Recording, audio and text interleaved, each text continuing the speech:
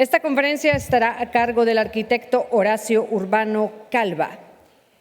El arquitecto Horacio Urbano Calva es presidente de Centro Urbano, empresa que desarrolla proyectos para diferentes instancias del sector inmobiliario y que organiza algunos de los eventos más importantes del mismo. Arquitecto con estudios realizados en México y el extranjero sobre diferentes temas relacionados con el sector inmobiliario, arquitectura y desarrollo urbano. Autor de varios libros y columnista en diferentes medios en México y en el extranjero, destacando Centro Urbano, El Economista, Capital México, SDP Noticias y El País. Cofundador de Centro Urbano, el think tank de mayor impacto en el sector inmobiliario nacional 2004 y conferencista en diferentes foros nacionales e internacionales. Bienvenido, arquitecto Horacio Urbano Calva. Adelante, muchísimas gracias.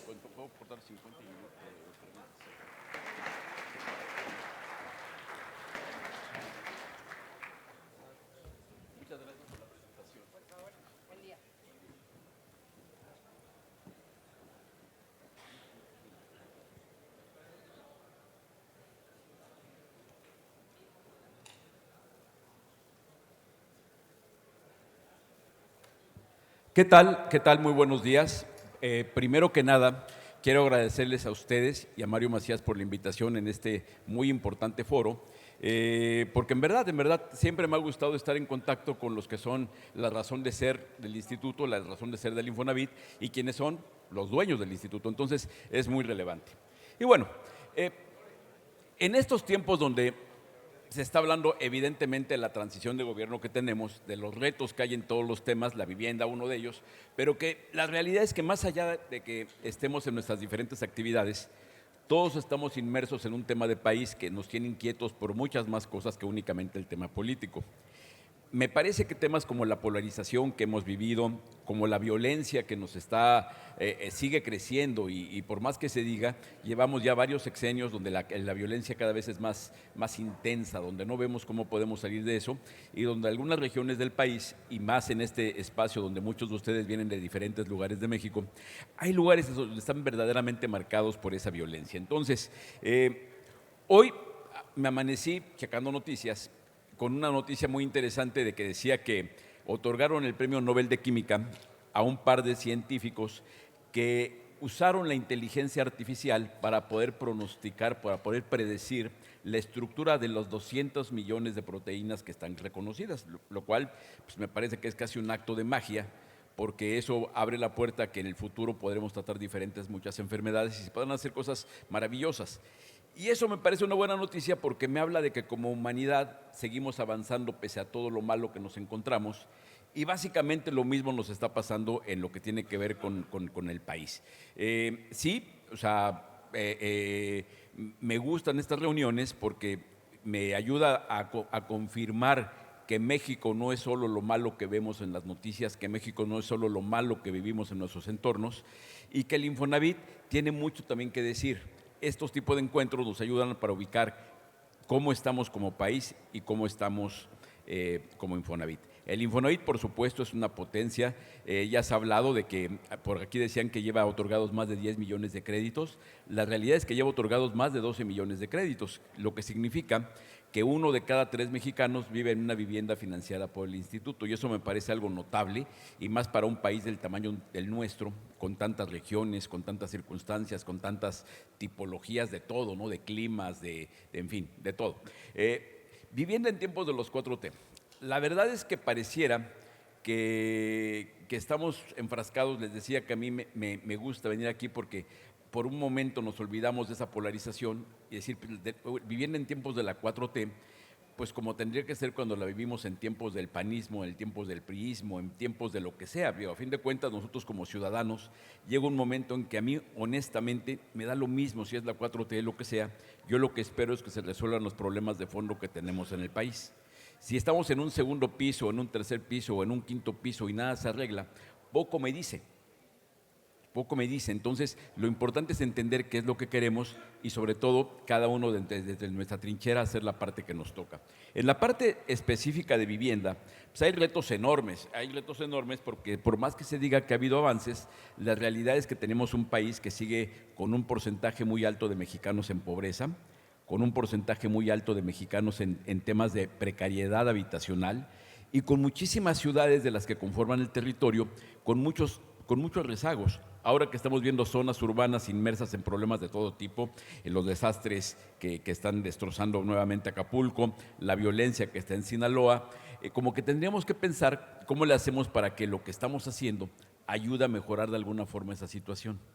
¿Será que las viviendas también tendrían que ser parte de la solución, ofreciendo tanto un satisfactor a la gente para que pueda vivir mejor, como una estructura urbana que sea más eficiente y que permita que vivamos mejor? Yo creo que sí, pero creo que para eso tenemos que lograr que las autoridades entiendan que estos retos van mucho más allá de únicamente hacer casas. Acapulco es un claro ejemplo de eso.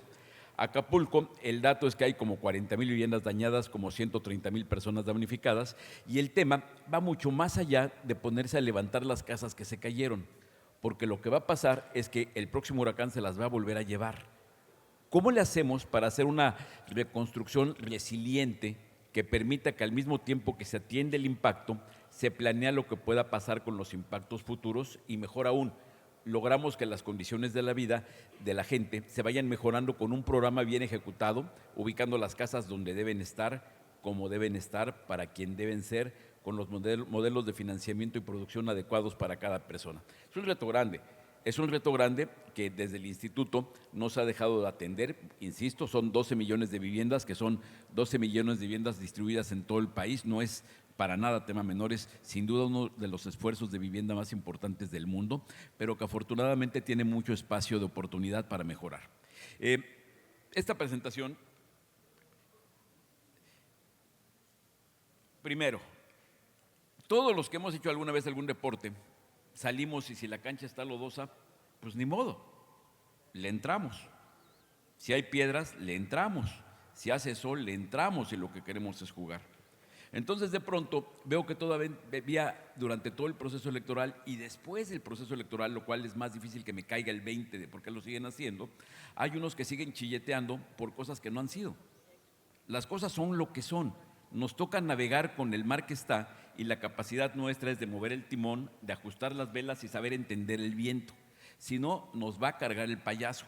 Tenemos que ser mucho más receptivos, mucho más realistas y mucho más tener la capacidad de entender que lo que va a hacer es que entonces hay que cambiar el plan de juego.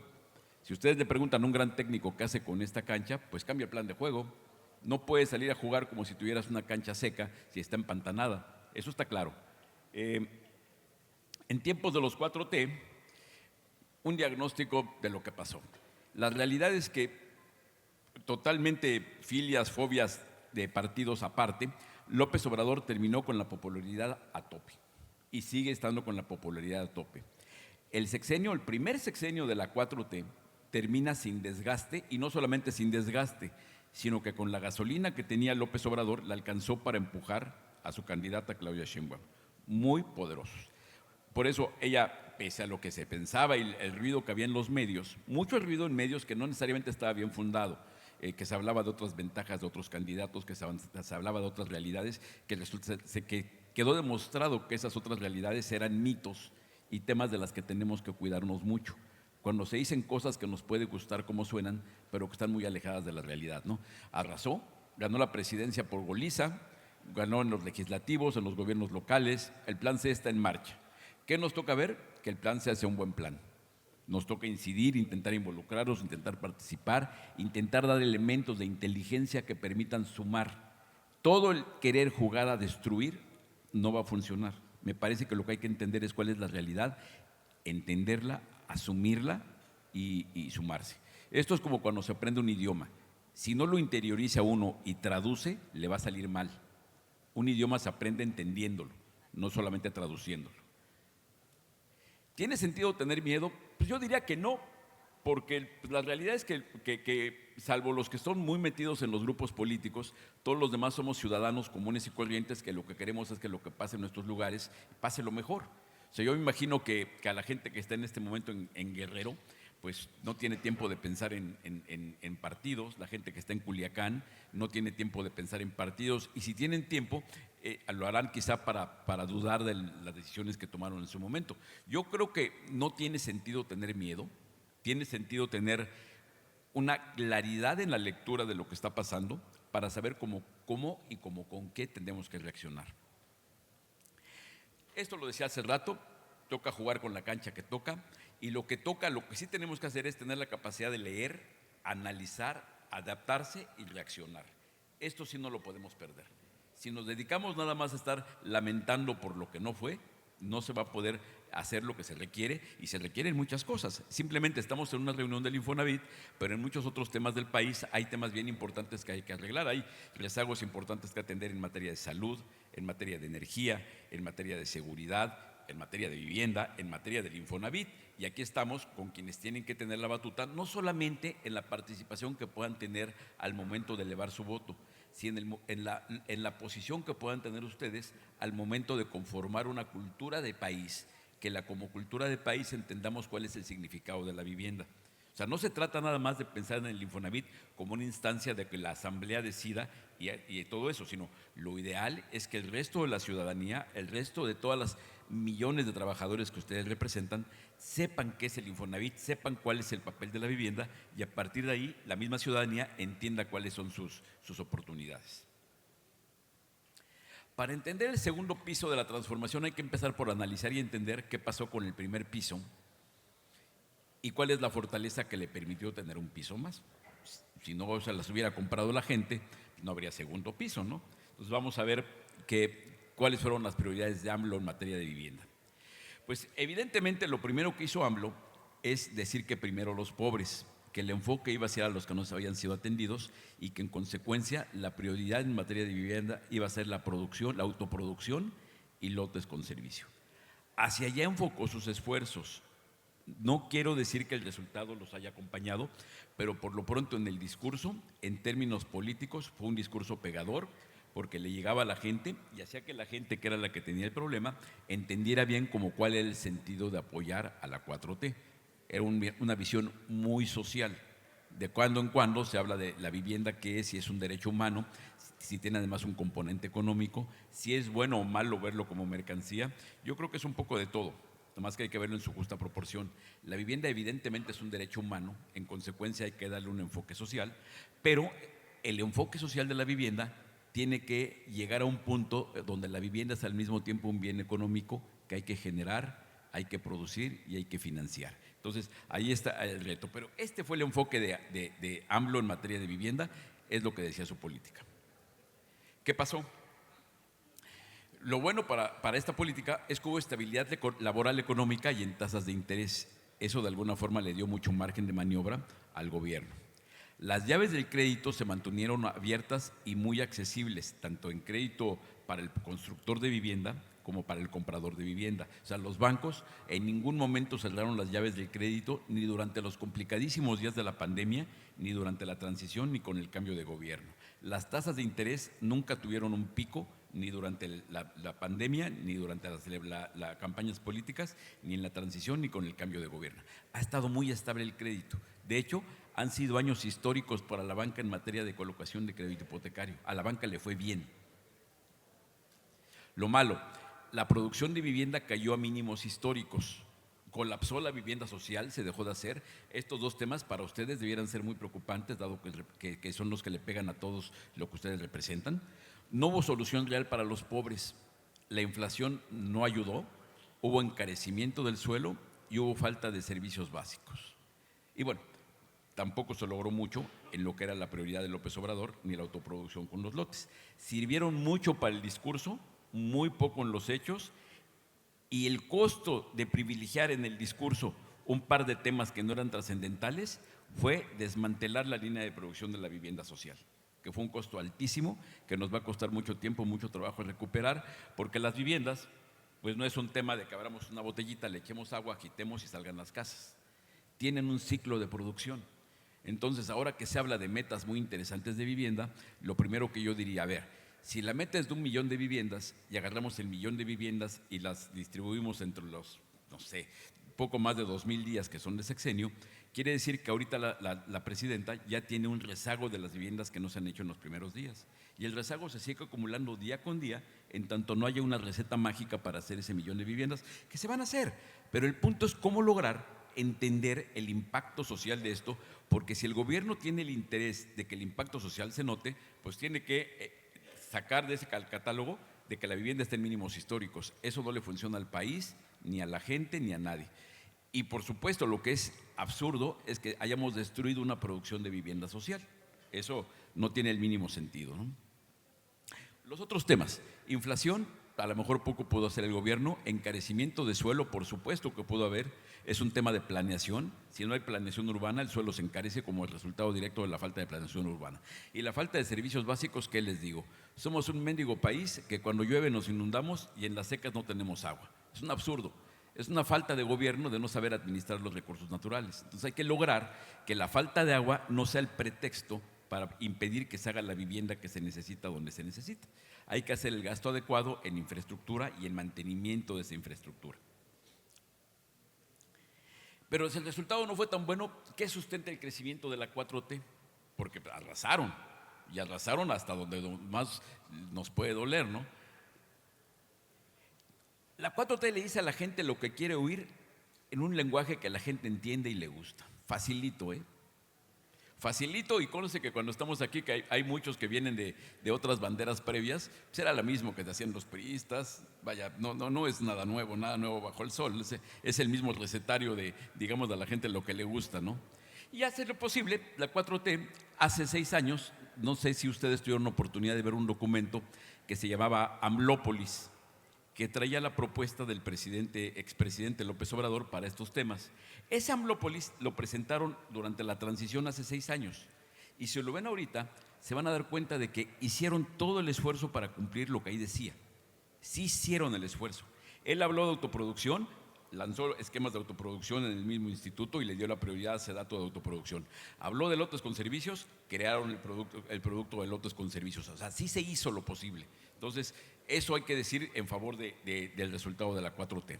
Ahora, los tiempos de Sheinbaum, reto importante que ojalá para todos sea muy bueno, que la primera mujer en ser presidenta de México sea un éxito, porque es muy importante que tengamos ese resultado cuando estamos hablando de mejorar los niveles de inclusión del país, cuando estamos hablando de construir una sociedad más justa. Muy importante que esta primera mujer, que tiene todos los méritos académicos para ser presidenta, le vaya muy bien.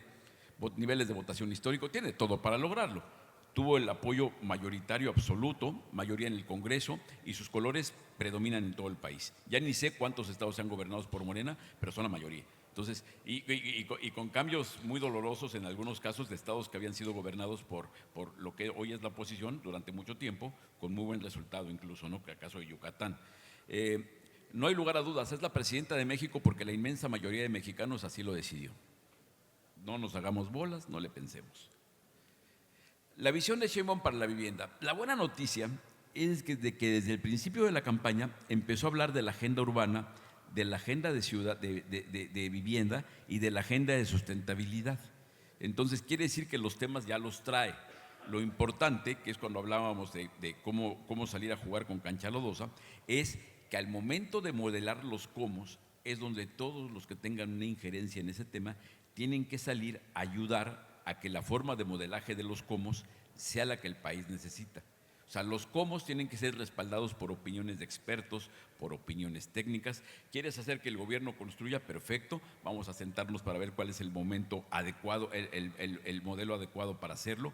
¿Quieres que hagamos lo de la vivienda en renta? Perfecto, pero no lo hagamos solamente de forma reactiva, porque con eso de que en México la instrucción del presidente es ley, ya ven, por ejemplo, qué peligroso cuando el presidente López Obrador decía que a nadie le iban a quitar su casa, ¿no? La cartera vencida del Infonavit pues, parece un boomerang, ¿no? Vámonos. O sea, hay que tener mucho cuidado con lo que desde el poder se dice, porque provoca que la gente reaccione. Y esas reacciones a veces son totalmente faltas de sentido común. Entonces, la visión de Sheinbaum para la vivienda lleva el tema a las prioridades de su gobierno, lo cual es muy buena. reitera el foco en lo social, de nuevo, primero los pobres, ojo, y en especial en los más pobres. Propone estrategias metropolitanas, muy bueno, muy necesario, y políticas locales de vivienda. Entonces, me parece que estos términos muy generales, muy macro de lo que puede ser la visión de Sheinbaum, son muy positivos. En los cómo, en los detalles está Dios, decían, ¿no? En los detalles. ¿Cómo se va a lograr esa atención primero a los pobres? ¿Cómo se va a lograr esa visión metropolitana? ¿Cómo se va a conciliar esas políticas locales de vivienda para que haya una coordinación entre lo que dice la política nacional con lo que pasa a nivel de cancha en estados y municipios, que muchas veces es discordante, ¿no? Y eso es un problema muy grave. ¿Dónde están los retos y oportunidades? Pues en atender a los grupos de menores ingresos, evidentemente.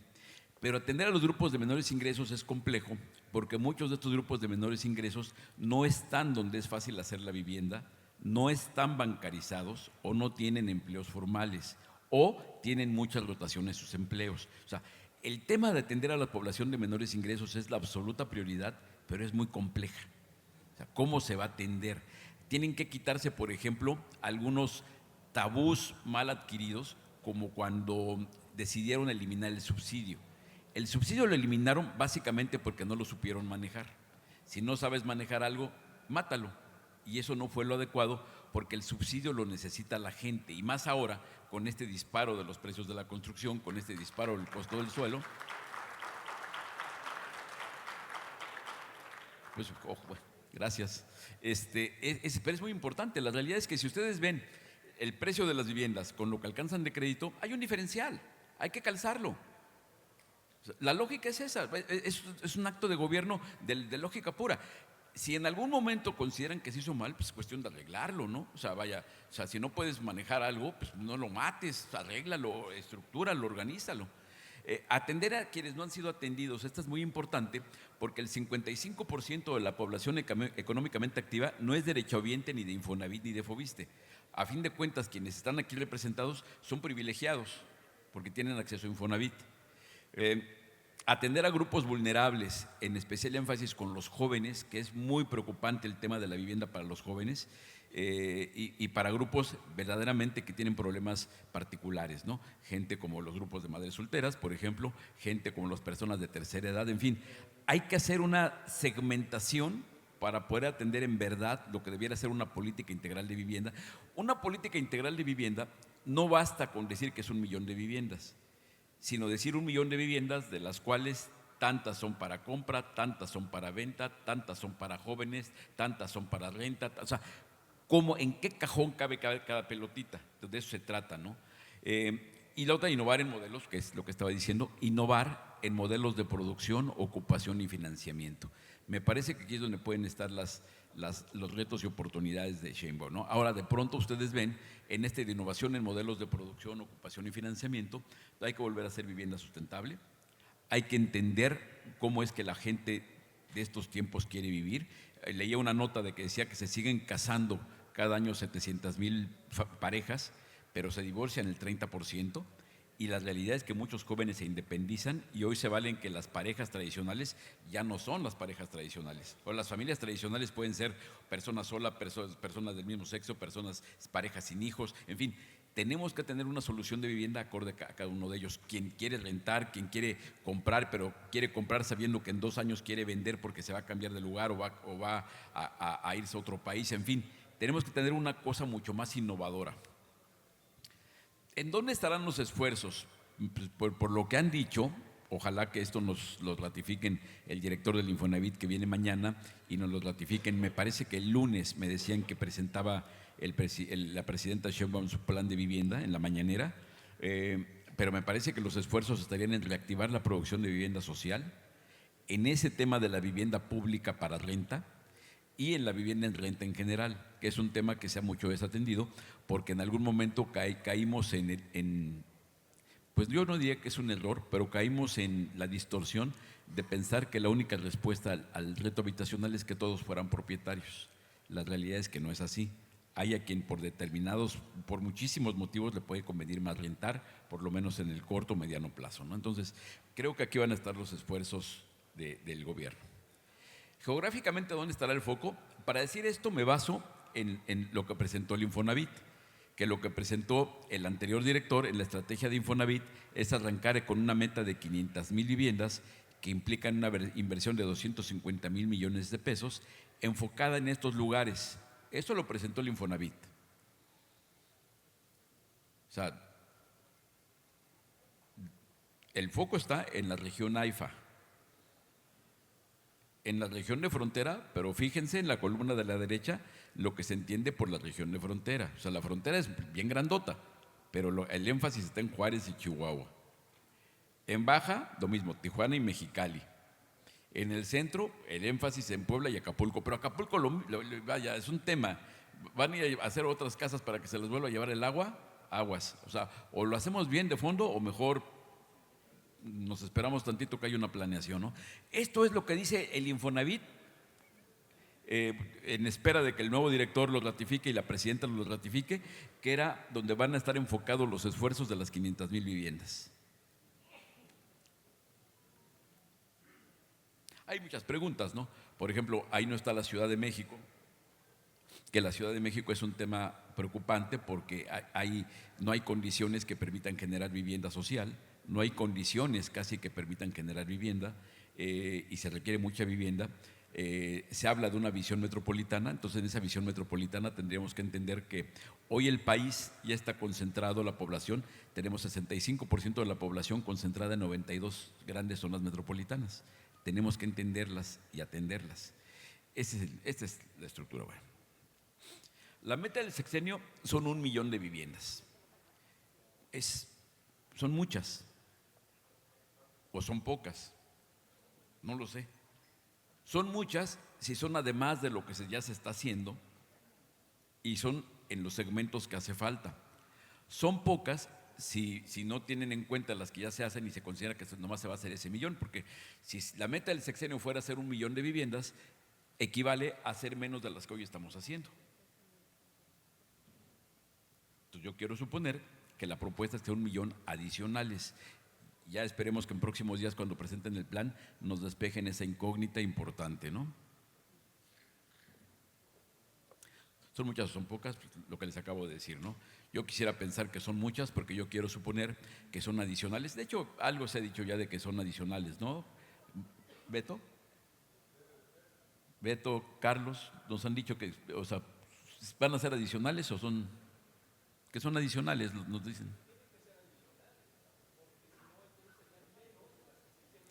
Lo que estamos diciendo. Entonces, si bajo esa premisa de que sean viviendas adicionales, es una muy buena noticia que sean 1 millón de viviendas, porque además quiere decir que si van a hacer una buena lectura de lo que está haciendo el sector privado, este 1 millón de viviendas van a compensar las que no está haciendo, lo cual está bien. O sea, no está mal que el gobierno se meta a hacer como si fuera un banco de desarrollo donde no está el sector privado.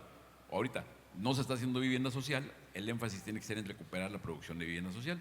En el momento que llegara a recuperar el sector privado participación ahí, gradualmente el gobierno se puede ir retirando, que es un poco el papel de la banca de desarrollo. Entro cuando no hay quien lo haga y me voy saliendo conforme vayan entrando nuevos jugadores. Entonces, esperemos que sea una buena noticia. Son muchas y se hacen además en un entorno propicio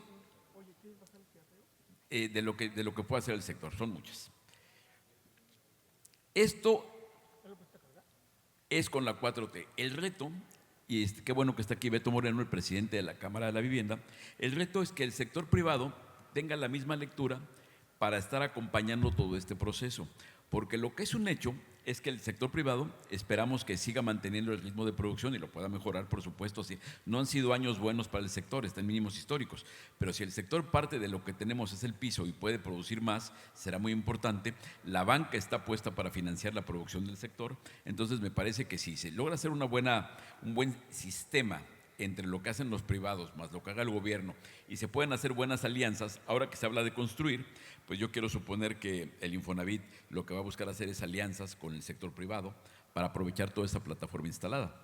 Que construir vivienda del Infonavit, pues bueno, yo pensaría que si hay 1,000 socios en Canadevi y hay 8,000 socios en la Cámara de la Construcción, eso significa que hay un montón de empresas en todo el país con experiencia, con capacidad instalada y con el conocimiento de las plazas para hacer esa labor, ¿no? Entonces, la parte del sector privado es fundamental. Y la parte del sector privado es fundamental, señalando que durante el sexenio que termina no fue la mejor de las relaciones la del sector privado con el gobierno. Entonces, lo ideal es que este gobierno, que por lo visto está mostrando mucha más apertura, tenga una mejor relación para poder hacer trabajo conjunto con el sector privado. También de eso dependemos, de esa capacidad que haya de dejar atrás algunos desencuentros y asumir que el reto es tan grande que tienen que participar todos los que tienen que ver en esto, ¿no?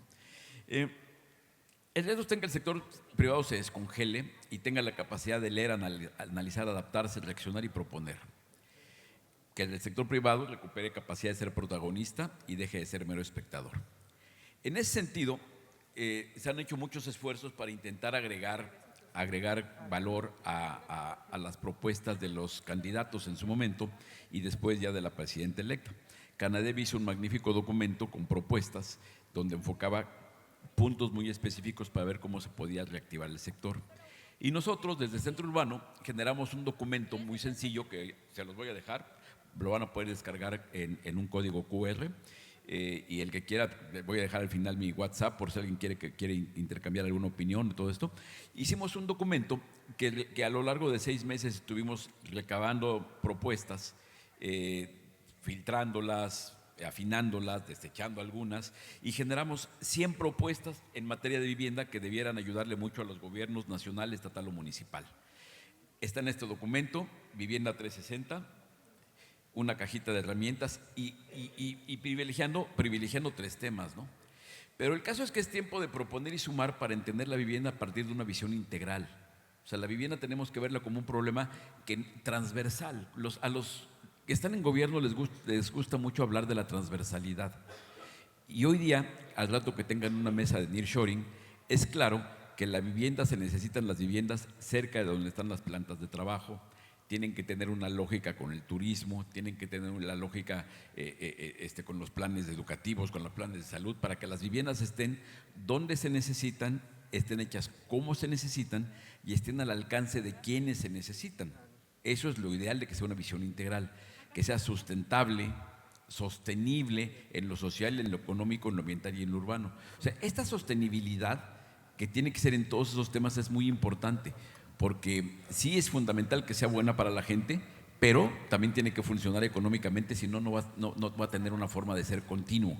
Tiene que ser sano con el medio ambiente y tiene que crear estructuras urbanas más eficientes, porque hoy uno de los problemas graves que tenemos es que no tenemos la calidad urbana que necesitamos para vivir mejor o para que nuestras regiones sean mejores puntos de desarrollo.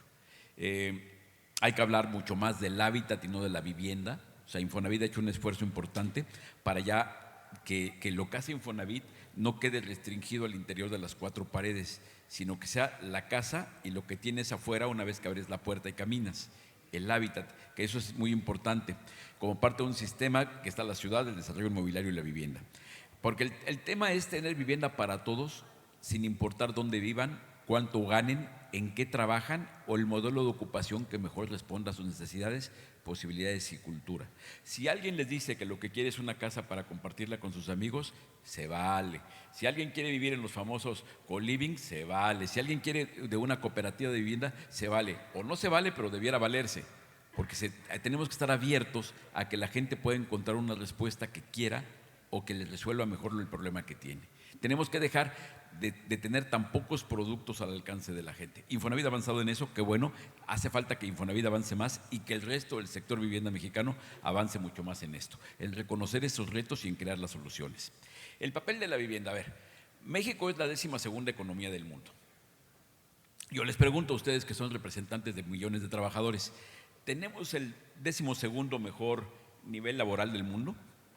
Sus representados están entre las 12 mejores trabajadores en cuanto a lo que reciben, la protección, las prestaciones del mundo. Nel, pues no.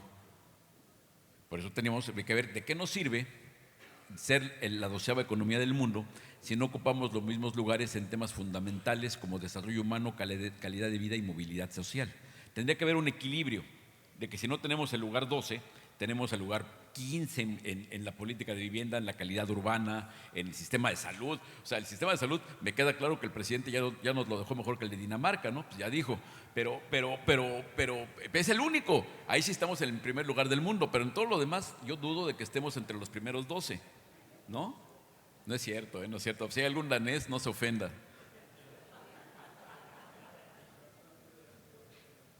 Digo, para darles un marco de referencia de lo que somos como país, porque a veces se nos olvida, y ni somos Venezuela, ni Venezuela, pero tampoco somos Dinamarca, ¿no? Somos un país de 130 millones de habitantes, más de 70% de los mexicanos vivimos en ciudades, más de 70% de los mexicanos en condición de pobreza. Tenemos una población económicamente activa de 60 millones de personas, pero 55% de ellos en economía informal, y solo el 49% de la población está bancarizada. Imagínense, el índice de movilidad social está en 49%. El índice de movilidad social lo que nos dice es la posibilidad de que una persona nace en pobreza tenga la posibilidad de superar esa condición a lo largo de su vida laboral. Y tenemos el 49%. Menos de la mitad de los mexicanos tienen expectativa de superar la pobreza. Eso es inaceptable. Somos un país urbano en que ya tenemos 92 metrópolis, en que vivimos 82.5 millones de mexicanos. Y tenemos un rezago habitacional de 8.4 millones de viviendas. Eso es el reto del que estamos hablando y para el que tendríamos que estar construyendo. La vivienda es una gran oportunidad, porque muchos de los grandes temas tienen que ver con la vivienda, y no solo con la vivienda, sino, como yo les decía, con el hábitat. No es la casa, sino es que la casa tiene que llegar a mejorar el entorno urbano de la colonia en que se ubica, tiene que llegar, bien, cuando se hace bien, tiene que llegar y comunicarse mejor con el resto de la ciudad. La vivienda tiene que provocar que, como pasa en otros países del mundo, como Dinamarca, las viviendas se pongan una vez que llegó primero el metro. Aquí al revés, hacen que las viviendas hagan allá los gobiernos, porque también yo debo decir, en defensa de los desarrolladores, que este gobierno, el gobierno que acabó, le estuvo pegando a los desarrolladores. Se hablaba de que las viviendas estaban lejos. Pues el que aprobó que se hicieran lejos fue el gobierno, que no. Yo no conozco ningún privado que pida permisos. Hay que ver que la política pública responda a estos criterios que tenemos de calidad de vida. Tenemos que ver, con todo lo que dice la presidenta, qué bueno 1 millón de viviendas, pero después de establecer ese meta, el trabajo que hay que hacer abajo para hacerlo viable, para hacerlo factible, para hacerlo sostenible en el tiempo, es mucho. Y se requiere que ustedes y muchos otros que están en representaciones como ustedes ayuden. Obviamente ayuden desde la asamblea del instituto, ayuden en sus sindicatos, pero ayuden también a que se conforme una mejor cultura urbana que permita que la gente entienda qué es lo que pasa si no se hace vivienda. ¿Qué es lo que pasó en la Ciudad de México en estos años que no hubo vivienda? Se decía, es que ya no queremos ciudades dormitorio. Si no se hacen viviendas en la Ciudad de México, ¿qué creen que pasó? Pues crecieron las ciudades dormitorio porque la gente necesitaba una vivienda para vivir. O sea, tenemos que ponernos las pilas, tenemos que lograr que el gobierno cumpla con la parte que le toca, y que esta planeación en verdad responda a lo que necesitamos como sociedad y como país. La vivienda es, no sobra decirlo, porque a veces se nos olvida cuando estamos hablando en esto y nos enfocamos a los temas muy económicos del Infonavit o muy empresariales cuando son reuniones de Canadevi. Es un derecho humano reconocido como tal en nuestra Constitución. O sea, si ustedes dicen que por derecho constitucional la gente tiene derecho a la vivienda, estarán en la razón, y ojalá y lo usen en sus argumentos sindicales, ¿no? Es un derecho humano y en consecuencia un bien social que, sin embargo, igual que la alimentación, se atiende con un bien económico. De nada nos sirve nomás poner como una palabra bonita de que la vivienda es un derecho humano si no entendemos que se hace con ladrillos, con cemento, y que los ladrillos y el cemento cuestan. Lo que tenemos es crear un entorno que permita que todo se pueda hacer para que el producto terminado le llegue en las mejores condiciones al trabajador. Ese es el reto, ese es el verdadero reto. Donde es un bien económico que tiene que ver con un mercado, ¿no? O sea, lo que estamos viendo ahora, que se ha encarecido tanto la vivienda, es porque también cuenta la oferta, la demanda y el contexto.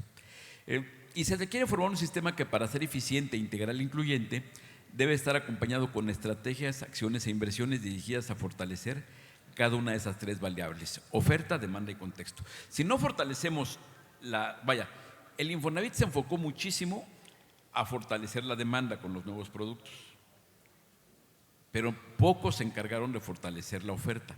cayó la producción de vivienda. Eso es muy malo. ¿Por qué se encarece la vivienda? Porque hay menos vivienda, entre otras cosas. Hay muchos factores, pero uno de ellos muy importante es que si quieren encarecer un producto, escaséenlo, lo que sea. Vale para frijoles, para gasolina o para casas. Sí, hay que fortalecer la oferta, pero también la demanda. Y el contexto. De nada sirve hablar de esto si los planes de desarrollo urbano no están adecuados, si los gobiernos no gastan en infraestructura, si los gobiernos no hacen el transporte público que se requiere. Todas las ciudades dormitorio que ahora ven vienen sustentadas con un permiso que decía que el gobierno iba a cumplir allá con todo servicio de infraestructuras. Todo ciudad dormitorio que ven es una promesa incumplida de un gobierno local. Por eso también es importante que entendamos aquí que en esta coordinación institucional en que en algún momento hablé, entender la parte que le toca de todo esto al gobierno federal, a los estatales y a los municipales. Porque a veces se habla mucho de lo nacional, pero perdemos de vista a los municipales, que en muchas ocasiones es donde en verdad está el foco del problema. El reto común es identificar, entender y atender retos y oportunidades en materia de ciudades y viviendas a partir de una visión integral que considere a todos los grupos de población desde una perspectiva anclada en 4 pilares: social, económico, ambiental y urbano. Los 4. Si uno está atendido y los demás no, no va a funcionar. O sea, vean lo que pasa ahorita. Quisieron hacer, vamos a hacerle un golpe social apoyando con toda la autoproducción, perfecto. La economía no respondió ni lo ambiental ni lo urbano. No había suelo. O sea, ¿quieres autoproducir? Perfecto. No hay una industria de lotes con servicio. Hazle como quieras. Entonces, tiene que ser un sistema donde todos los engranes funcionen bien, si no hay debilidades. Les propongo 2 opciones. Dejar de ser espectadores, que este evento es una clara muestra de ello, o dejar de quejarnos. Como dice, creo que la banda Pesado, a chillar otro lado, ¿no? ¿Qué tendría que hacer la presidenta para consolidar su política de vivienda? 5 acciones esenciales. Invertir en infraestructura y servicios. Todo lo demás que les digan es irrelevante si donde se requieren las casas no hay agua y luz. Infraestructura y servicios. Apoyo solidario. ¿Qué creen que es el apoyo solidario? El subsidio. Le cambié el nombre para que no lo vean feo, porque ya ven que en gobierno luego hay ese tema. Entonces, vamos a llamarlo el XC, pero es subsidio. Se necesita compensar la debilidad del ingreso del trabajador. Entonces, es el segundo punto. La tercera, simplificación administrativa y actualización de normas urbanas. Yo diría que es absurdo, pero no es absurdo, es estúpido que los permisos de construcción de un proyecto de vivienda se puedan tardar 3, 4 o hasta 5 años. Coordinación institucional, que lo que diga Federación sea así interpretado en los municipios. No es así. Al gobierno federal luego se habla de densidad, de verticalización, llegan ustedes al municipio y se atora todo. Y aprovechar las fortalezas del sector privado. Que así como tiene que voltear, y en ese tripartismo voltearlo a verlos a ustedes, en la otra parte se acuerdan que tienen una industria de la construcción potente, donde hay en Canadevi cerca de 1000 empresarios de la vivienda distribuidos en todo el país, que han hecho la chamba, que lo saben hacer muy bien, que tienen la capacidad instalada y que aquí trabajan y aquí viven. Entonces, estas son las 5 acciones que si a mí me dijeran, dile 5 cositas en el oído a la presidenta, yo esto le diría. Aquí les dejo el código QR para descargar este documento que les decía. Si alguien lo quiere, con todo gusto. Si alguien quiere la presentación, también con que la pida, con todo gusto se la mandamos. Gracias. Aquí está mi WhatsApp, también por si a alguno le interesa.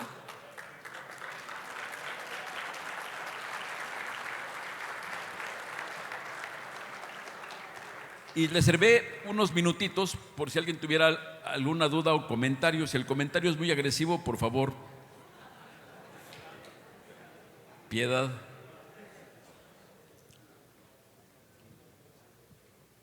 Por allá, ¿alguien tiene? No sé si tengan un micrófono. A ver, acá están las señoritas, donde caiga el micrófono yo volteo.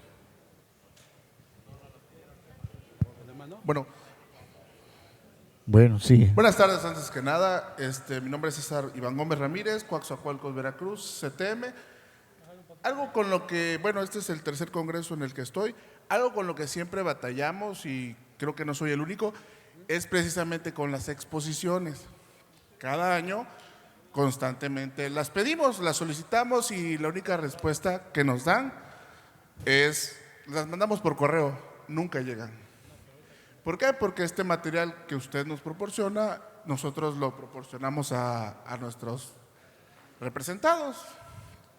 Y si hubiera una manera de coordinarnos, no sé, usted ya nos proporcionó el QR, pero pues también sería muy efectivo que de manera voluntaria el que quisiera que se registrara para poder las exposiciones, porque son de muy buen material los que usted nos expone.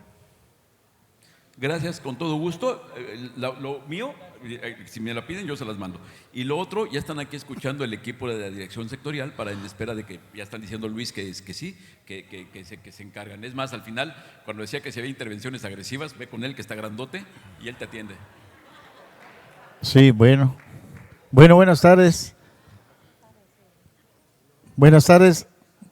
De Campeche, CTM, si es tan amable de poner otra vez el código, porque no dio tiempo ni de tomarle la foto.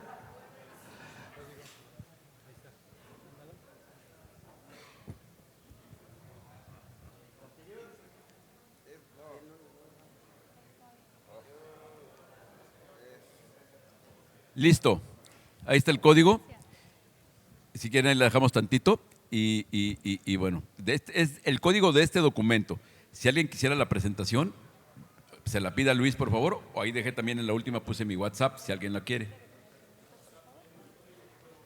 ¿Algo más?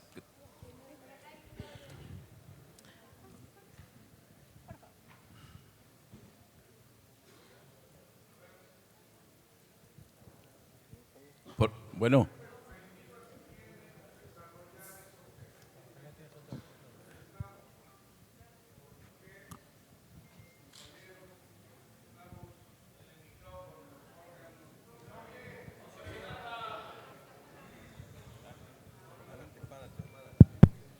Pedro Alberto Salazar.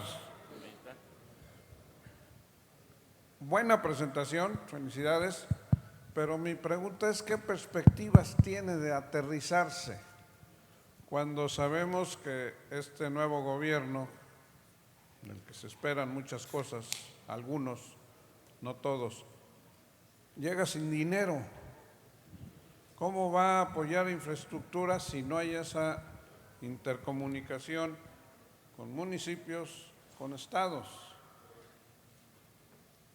Abelardo Carrillo hizo una gran tarea como dirección sectorial de los trabajadores, Mario lo está haciendo, pero nos encontramos con la problemática de que a nivel municipal, a nivel estatal y a veces federal no empatan las cosas. Y infortunio de eso es, por ejemplo, que hay, no sé, ya a estas alturas y 200,000 escrituras que todavía no se entregan a los compañeros trabajadores. ¿Qué perspectivas? ¿O qué hay que hacer? Bueno, lo que están haciendo me parece que es adecuado, tener un ejercicio de coordinación donde está reconocido ese problema de la coordinación institucional, precisamente para vincular entre los tres órdenes de gobierno esa vinculación, de que tenga sentido lo que hagan. Y yo me parece que lo que tendría que hacer la presidenta es descansar eso, que la SEDATU cumple ese papel, que los directores de los organismos nacionales de vivienda, el Infonavit y el Fobiste, hagan una buena sintonía con la Secretaría y que hagan ese esfuerzo conjunto de que se junte. Ahora, lo demás, le quiero un esfuerzo de presidencia de que se destinen los presupuestos adecuados para esto. Dentro del recorte que va a haber, dentro de los pocos recursos que haya, se tienen que priorizar. O sea, tiene que haber prioridades. Ya dijo, por ejemplo, Clara Brugada en la Ciudad de México, ayer anunció su plan de agua, que es la prioridad del agua, el agua para la zona metropolitana de la Ciudad de México. O sea, hay prioridades, porque lo del agua no es nada más porque se requiera para hacer nuevas viviendas, es que se requiere el agua para atender las viviendas que ya hay. Entonces, a mí me parece que es un tema de asignar prioridades. Creo que los perfiles técnicos de algunas de las gentes que llegan van a ayudar a todo eso. Y la otra es esperar que este ejercicio de coordinación institucional sea eficiente. No, la verdad es que vaya, la receta es fácil. Si usted me pasan la receta para hacer un plato complicado, yo puedo seguir la receta. No garantizo que me salga porque soy malísimo en la cocina. Acá es lo mismo, digo, tristemente, a estar aquí dando la exposición, a mí me suena que esas son las indicaciones que hay que hacer. Me parece que es lo lógico, son los rezagos que hay, pero sí tiene que haber ese ejercicio, tiene que haber ese liderazgo desde presidencia para que todo el mundo sienta que de veras es el proyecto, ¿no? Buenas tardes. Mi nombre es Antonio Hernández Navarro, consejero de la CROC en el estado de Guanajuato. qué bonita exposición nos hizo. La verdad que es muy buena. Pero realmente yo siempre lo he dicho en varios foros y en diferentes asambleas nacionales que hemos tenido, que aquí el principal problema para un trabajador realmente es el salario, que los trabajadores no ganan lo suficiente para adquirir una vivienda. Y hablan mucho de la vivienda digna, y yo se los he preguntado para todos ustedes, ¿cuál es una vivienda digna para un trabajador? Nunca me lo han contestado. ¿Y saben por qué? Porque pues dan puros palomares, son los que están haciendo para la gente trabajadora y para los que menos ganan. Realmente yo sí quiero que el instituto tome nuevamente para lo que fue hecho, para proteger y ayudar a los que menos tienen. Por eso yo siempre les he dicho, si un trabajador no está bien asalariado, jamás va a poder tener una vivienda, porque siempre ahora les dan más preferencia a los que ganan más que a los que ganamos menos. Muchas gracias.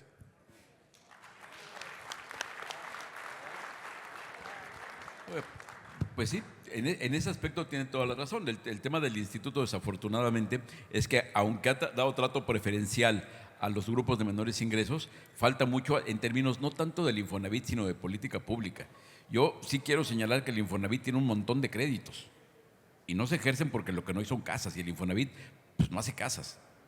El Infonavit da el crédito y el problema es que el trabajador no sale y no encuentra la casa.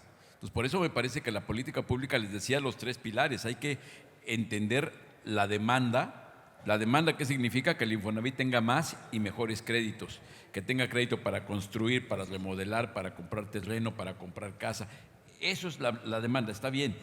Hay muchos créditos, es más, hay lugares donde no se cumplieron las metas de crédito, como la Ciudad de México, porque no hay casas. Pero si no se fortalece la oferta, de poco sirve que haya los créditos si el ticket promedio de la operación de la compra de una casa en la Ciudad de México está arriba de 3 millones de pesos. Ese es el ticket promedio en la Ciudad de México. Si el crédito promedio, y no voy a hablar de, bueno, el crédito promedio de Infonavit, creo que estaba, corrígeme Carlos, en 800,000 pesos. Tantito arriba. El crédito promedio del Infonavit está en 800,000 pesos. Entonces es un tema. Los créditos promedio hipotecarios que otorga la banca están arriba de 2 millones de pesos. El problema no es tanto que no haya créditos, el problema es que no hay casas. Y ahí lo que se requiere es que el gobierno haga una talacha para ver cómo le pueden hacer para bajar lo que se le puede bajar de precio. Porque hay cosas como los costos de construcción que no necesariamente los van a poder bajar, pero donde sí pueden bajar es en costo de permisos, en planeación, en costo de terreno, en costo de servicios públicos. Ahí es donde se puede, ¿no? Entonces yo lo que veo es que, y ya lo propuso Mario en uno de los puntos que ha estado presentando recientemente en un decálogo, de que hacer una alianza en favor de la vivienda que permita reducir el precio. Si no se bajan los precios de la vivienda, hay de dos: o le suben el sueldo al trabajador o le bajan el precio de la vivienda. Yo creo que la respuesta está en bajar el precio de la vivienda. Y no bajarla a lo menso, sino quitar los costos excesivos, que sí los hay. Sí hay costos de ineficiencia que se pueden recortar. Buenas tardes. Buenas tardes. De este lado. Ok. Juan Manuel Cermeño, de Torreón, Coahuila, del Sindicato Minero. Lo felicito, buen orador, buen expositor.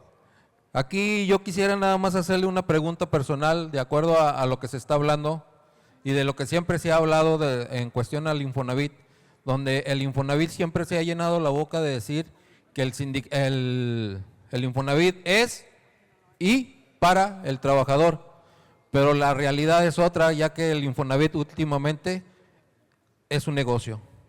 Aquí la pregunta es, de acuerdo a la creación y el fin del Infonavit era para la ayuda y un servicio social para el trabajador, de acuerdo al derecho constitucional que marca. Aquí la pregunta directa hacia usted, y que lo escuche todo el Infonavit y también el profe Mario: ¿es realidad hoy en día el fin del Infonavit para el trabajador? Yo diría que sí, O sea, se han otorgado 12 millones de créditos en 52 años, creo que el resultado es importante. Ahora, el Infonavit es una institución compleja porque tiene un doble mandato que si no fuera el Infonavit sería contradictorio. El Infonavit tiene el mandato de otorgar créditos y al mismo tiempo de administrar el recurso del ahorro y hacerlo rentable.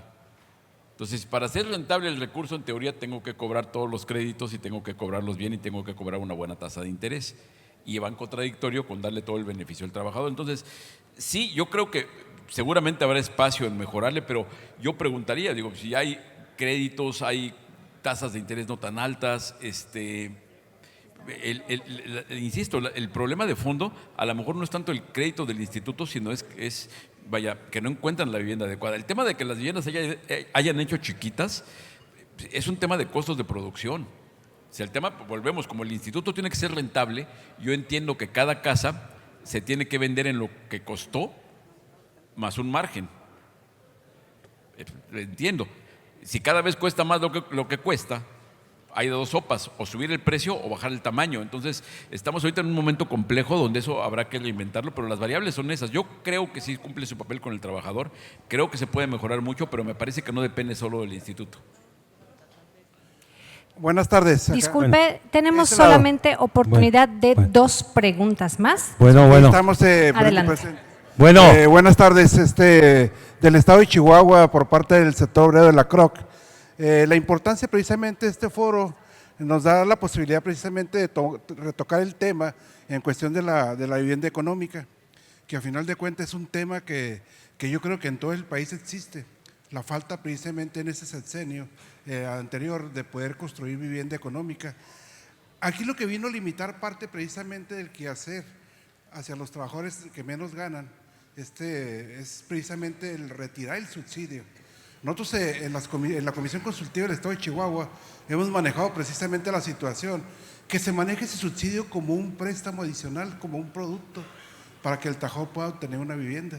Porque al final de cuentas ese fondo del FABI, famoso FABI, lo tienen en riesgo también. Y al final de cuentas el gobierno o el instituto, recordemos que el gobierno es el administrador por parte del representante, del director, pero el fondo es de los trabajadores. A final de cuentas, ahorita la vivienda en el estado de Chihuahua anda alrededor de 700, 800 mil pesos y un trabajador alcanza 300, 400 mil pesos o 450 mil pesos. Entonces dejan sin posibilidades a un trabajador precisamente para poder adquirir una vivienda. La importancia de nosotros como parte del sector, vemos con preocupación el millón de viviendas que viene programada. Al estado de Chihuahua le tocan 60,000 viviendas, que a final de cuentas el programa del estado genera más de 10,000 viviendas anuales. Estamos hablando que va a ser 10,000 viviendas. ¿Qué es lo que ha pasado con la vivienda económica? Que ahora con las reglas de operación para el desarrollo de la vivienda se encuentra retirada las áreas de compra de los desarrolladores. Tienen que tener escuelas, hospitales, servicios públicos, transportación, y carecen de eso. Y las distancias de la ciudad hacia las fuentes de trabajo, donde van a desarrollar las viviendas, estamos hablando de 10, 15 kilómetros, 20 kilómetros. Entonces ahí el gobierno y el Infonavit no ha pensado precisamente en los polígonos donde se va a desarrollar esa vivienda, porque no hay la infraestructura para poder hacerlo. ¿Cuáles son las propuestas que nosotros hacemos? Ahorita mencionaron la cantidad de vivienda que está abandonada en el país. ¿Por qué mejor no invierte ese dinero para poder reconstruir lo que ya está edificado, para que los trabajadores puedan adquirir esa vivienda? ¿Qué pasa con esa vivienda abandonada? Ya tiene servicios, ya tiene centros comerciales o la tienda de barrio, y a final de cuentas es menos costoso, a final de cuentas, obtener esa vivienda a bajo costo. Reconocemos que el gobierno ha bajado el interés de la cuestión del crédito, eso lo vimos muy bien, lo aplaudimos, pero a final de cuentas sigue existiendo el problema. No nos han dicho si realmente la cuestión de la vivienda, ¿qué es lo que van a construir? No tanto la cuestión de la dimensión, porque a final de cuentas la cuestión de la vivienda media no tiene ningún problema. las viviendas residenciales no tienen ningún problema, porque son gente o compañeros que ganan mucho dinero, tienen salarios altos. El problema ahorita es la vivienda económica en todo el país.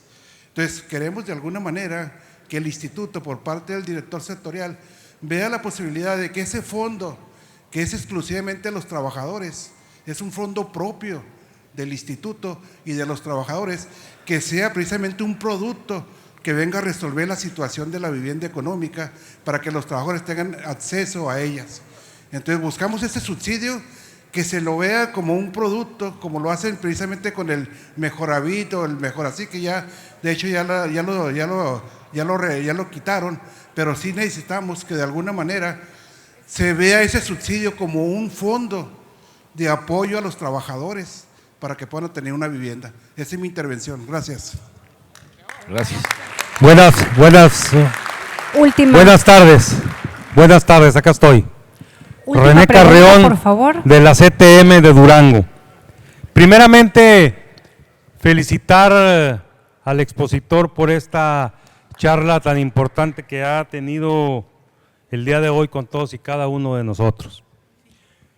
Lo escuchaba con mucho cuidado y de veras celebro de sobremanera todo este tipo de ejercicios y de trabajos como el que ustedes realizaron con esto Vivienda 360. Pero también quisiera destacar mucho en lo que tanto se dijo y tanto se insistió precisamente en la charla. Buscar la unidad de todos y cada uno de los sectores que están incluidos en el problema de la vivienda. Y no nada más el sector de los trabajadores, ni el sector privado, fundamentalmente el sector del gobierno. ¿Por qué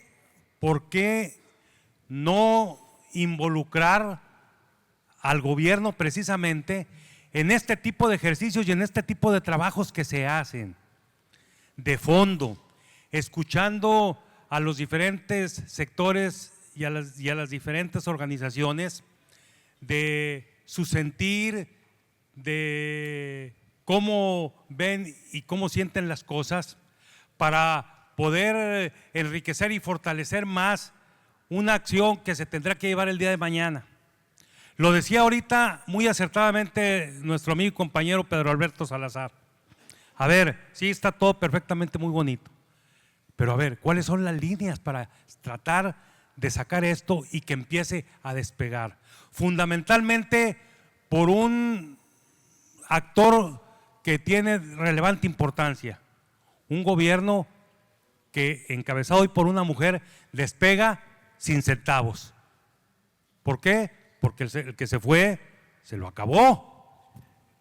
Lo que había incluso de reservas se lo acabó. Tan se lo acabó que estamos preocupados con que los fondos y las reservas que tiene el Infonavit no vayan a voltear, también se las vayan a querer llevar. Y ahí vamos a estar muy listos el sector de los trabajadores. Pero bueno, entonces sería excelentemente interesante todos y cada uno de estos. Lo sabemos perfectamente bien, que el problema de la vivienda social de los trabajadores no nos da. Y mucho hablamos en cada reunión que tenemos y en cada convención y todo hablamos que debe de haber una vivienda digna. Todavía no podemos aspirar a eso los trabajadores. Pues con 500 o 450 mil pesos o 500 mil pesos, ¿cómo vamos a hacer una vivienda digna para los trabajadores? No nos alcanza, no les alcanza a los compañeros trabajadores. Sabemos dónde están precisamente las situaciones para poder que eso pudiera avanzar. Bueno, pues hay precisamente en que interesar y hay que meter al gobierno para que pueda haber, a lo mejor ya no como usted lo decía, para que no se oiga tan brusco y para que no cause escozores, ese famoso subsidio. Vamos dándoles otra expresión que usted dio. Entonces, qué bueno que se dan este tipo de reuniones y lo felicito porque después de su exposición abriera usted este espacio para comentarios y reflexiones que enriquezcan todavía más este trabajo que ustedes vinieron realizando y siempre con el mejor interés que el día de mañana podamos ver que verdaderamente nuestros compañeros trabajadores puedan tener una vivienda digna. Muchas gracias. Pues muchas gracias.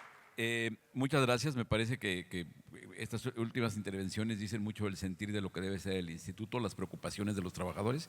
Y sí, hay que retomar esos temas y pues exigirle al gobierno, ¿no? Exigirle al gobierno entender el papel del instituto. Insisto, no pedirle al instituto lo que no le toca, pero sí saber a quién pedírselo, ¿no? Saber que sí hay responsables, que sí hay caras, que al gobierno le toca conducir toda la política pública, que lo que se haga de vivienda es resultado de la política pública, ¿no? Entonces yo agradezco el espacio a ustedes, que son los dueños del changarro, y a Mario Macías, que amablemente me invitó. Gracias.